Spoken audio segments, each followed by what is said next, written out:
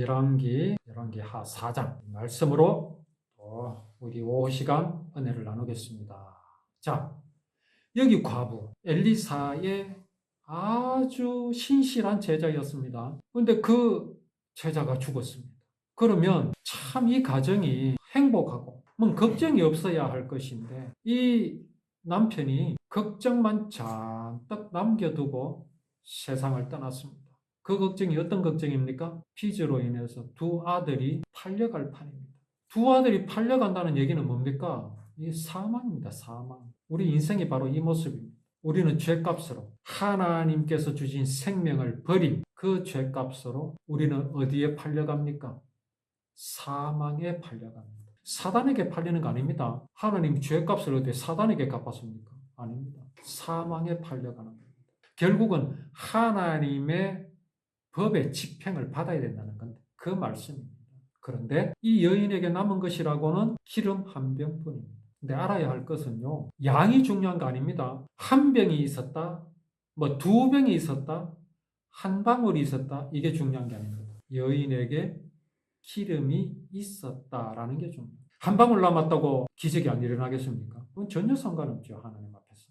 없었던 것이 아니라, 없는 것이 아니라 있다 하는 사실이 중요합니다.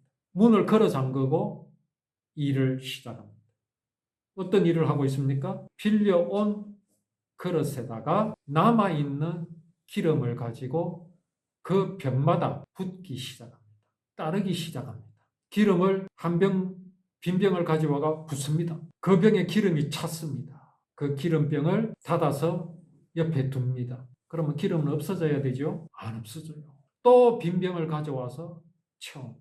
엘리사가 그 아들들에게, 그 미망이 제자의 부인에게 뭐라고 그랬습니까? 빈 그릇을 있는 대로 빌려오는데 조금 빌리지 말고 어떻게 하라고? 많이 빌려오라 그랬어요. 많이. 여기 많이란 게 뭡니까? 있는 대로.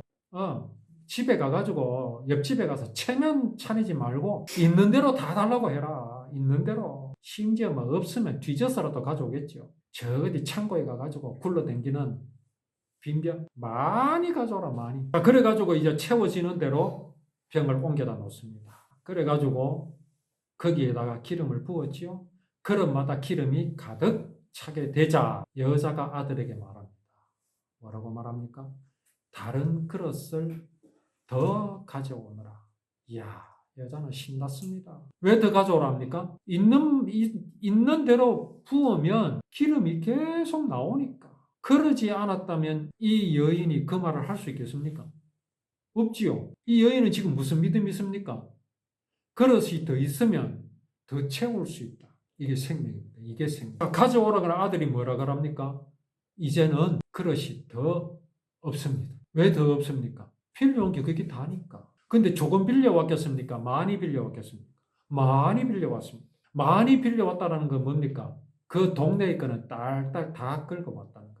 근데 그게 어느 정도겠습니까? 두 아들을 종으로 보내지 않아도 될 만큼. 이게 생명 아닙니까? 이거 동네 사람들하고 타협했습니까? 의논했습니까? 문을 열어 제치고 동네 사람들의 의견을 수렴해가면서 했습니까? 동네 사람들 말 하는 대로 다 들어가면서 했습니까? 아닙니다. 아무런 타협도 없었습니다. 어떤 대화도 나누지 않았습니다. 생명은요, 타협하면 안 됩니다. 지금 북쪽 이스라엘이 어떻게 됐습니까?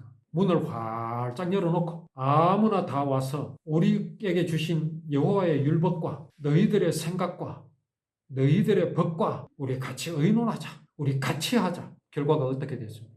다 무너졌습니다. 하나님이 연약해서 그렇습니까? 하나님이 할 말이 없어서 지금 이스라엘이 이 모양 됐습니까? 아닙니다. 아닙니다. 이스라엘 백성들이요, 율법을 생각하기를 그냥 법으로 생각했기 때문에 그런 겁니다. 율법을 지키기를 믿음으로 누리는 것이 아니라 법으로 지켰기 때문에 그렇습니다. 율법을 받아들고 이스라엘 백성들은 어떻게 생각합니까? 이걸 신념으로 능히 지킬 수 있다고 생각합니다. 율법을 향해 막 달려듭니다. 출애굽기서에서요, 하나님께서 율법을 주실 때 그 시내산에서 주셨지요. 모세를 통해서 어떤 경고를 하셨습니까? 아무도 이 산에 접근하지 말게 하셨습니다. 짐승들도 접근하면 안 됩니다. 그러면 하나님은 그걸 어떻게 생각하신다고 하셨느냐? 돌격하는 거로 간주하겠다. 그래서 반드시 죽으리라. 이스라엘 백성들이요, 감히 여호와 하나님의 거룩하심을 드러내신 그 율법을요 다 지킨다고 했어요. 내가 너희들에게 율법을 줄게 어떻게 하겠느냐? 다 지키겠습니다. 하나님 그러셨어요. 신명기. 너희가 이 율법을 다 지키면 복을 받는다. 나가나 더가나 복을 받고 너희 떡반죽 그릇이 복을 받고. 그래 이스라엘 백성들이 좋아했습니다. 바로 이어서 뭐라고 말씀하시느냐? 너희가 이 계명 중 지극히 작은 것 하나라도 범하면 나가나 더가나 저주를 받고 너가 떡반죽 그릇도 저주를 받을 것이다. 무슨 말씀입니까? 지키라 말씀입니까? 말하라는 말씀입니까? 그럼 이스라엘 백성들은 뭐라고 해야 되겠어요? 이런 하나님의 경고하심에 두 손 들어야지요. 하나님, 우리는 할 수 없습니다. 우리가 어떻게 하나님의 거룩하심을 우리가 지켜낼 수 있겠습니까? 우리 못합니다. 그래야 맞습니다. 그래야 맞는 거지. 지금 이스라엘 백성들이요, 감히 거룩하신 하나님의 율법을 가지고 지킬 수 있다고 말하는. 왜 그런 생각이 들었겠습니까? 율법을 마치 사람이 만든 법으로 생각했기 때문에 그런 겁니다. 아닙니다. 율법은요, 거룩하신 하나님을 그대로 드러내신 것입니다. 이런 이스라엘에 하나님께서는 지금 이런 기적을 보여주십니다. 여기 두 아들이 동네를 돌아다니면서 빈 그릇을 모아 그 빈 그릇을 그 과부의 아들에게 빌려준 사람들은 무엇을 나중에 알게 되겠습니까? 저들이 문을 걸어 잠그고 무슨 일을 했는지를 나중에 알게 되겠죠. 그렇지 않습니까? 그 그릇을 줄 때는 빈 그릇을 주었어요. 그런데 돌려받을 때는 어떻습니까?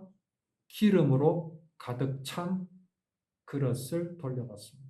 이 기름이 어떤 기름입니까? 사람이 짜낸 기름입니까? 사람의 신념으로 만들어낸 기름입니까? 아닙니다. 여호와 하나님의 기적입니다. 동네 사람들이 어떻게 생각하겠습니까?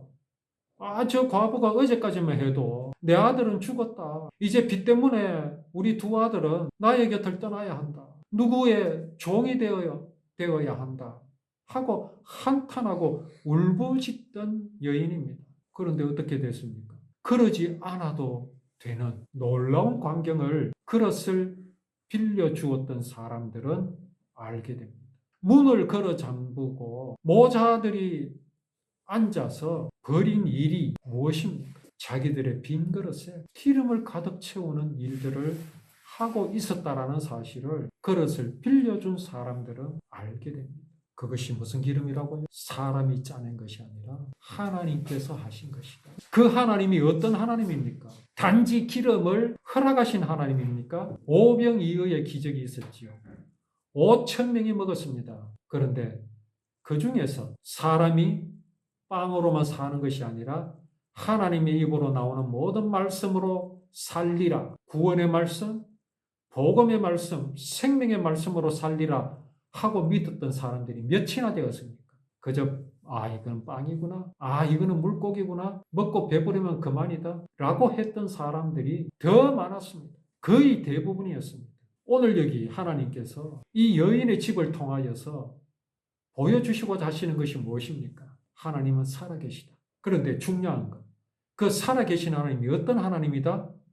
율법을 주신 하나님. 율법은 법이 아니라 거기에 기록하여 지키게 하신 모든 모양과 모습대로 사람이 하나님의 사랑을 배반한 죄악을 그 빚을 갚아주실 약속을 하신 하나님입니다. 이걸 보게 하시는 겁니다. 그 그릇을 돌려받은 사람들은 그 하나님을 알게 되는 겁니다. 이 소문이 어떻게 되겠습니까? 퍼져나가겠죠. 자, 그릇이 더 없습니다 하는 순간 기름이 더 이상 나오지 않았습니다. 이 말씀은 뭐 보여줍니까? 더 있었으면 어떻게 되겠습니까? 더 나오지요. 이게 그냥 단순한 말이겠습니까? 아닙니다. 생명의 능력은 바로 이런 것입니다.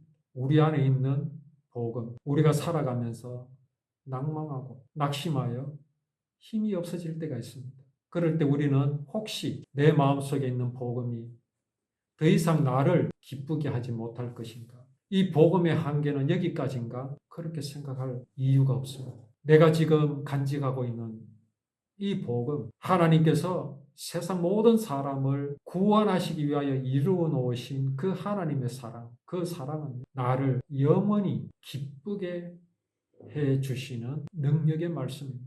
내가 생명을 누림에 영원히 누릴 수 있게 하는 생명의 말씀인 것을 우리는 잊어버리지 않아야 합니다. 자, 여자가 엘리사에게 알려주었습니다. 무엇을요? 이제 더 이상 그릇이 없습니다. 더 이상 그릇이 없다. 이 말은 한계가 왔다는 말이 아니잖아요. 더 있으면 더 채울 수 있다는 말씀입니다.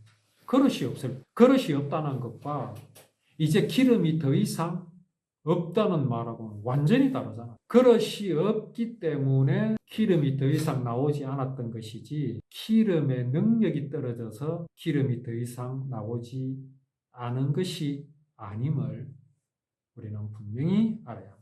여자가 그 사실을 알려주었습니다. 엘리사가 여자에게 말하죠. 가서 기름을 팔아서 빚을 갚으시오. 당신과 당신의 아들들은 남은 것을 가지고 살아갈 수 있을 것이다. 딱 빚만큼만 나온 게 아닙니다. 뭐라고 말합니까?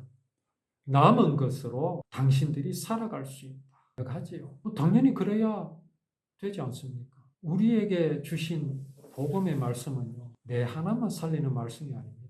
나의 주변에 있는 사람, 나를 아는 사람들이 나의 그늘 아래서, 내게 있는 생명의 그 복음의 그늘 아래서 편히 쉴 수 있게 하는 능력의 말씀인 것을 우리는 분명히 알아야 합니다.